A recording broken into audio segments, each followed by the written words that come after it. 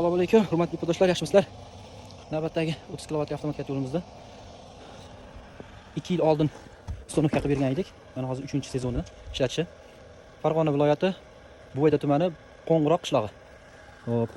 Mana shu ko'rib turgan katta zdaniyaga orqa tarafiga 2 yil oldin qo'yilgan. Bu 3-sezon-a? Mana 3-sezonda shu motorchiga ko'mir qisilib qolaverganidan oldi orqa qiladigan pul to'playlarni qo'yib berganmiz. Hozir akamiz mana shu 2 yil oldin qanday bo'lsa shuni turibdi. Navis ham qilinmagan. Navis qilishga qora ekan, hali uspet qilmadi. Xo'p. Yaxshimi aka? Mana 2 yildan zo'r odamsiz ishga uylari issiq. Shu bil endi dicha ishlatganingizda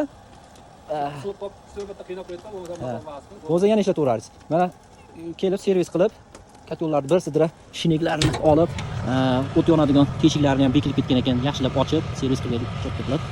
Mana yonishlar. Oldi orqa qilingan tutuqlarimizni qo'yib berdik. Endi mana shu navis qilib oling.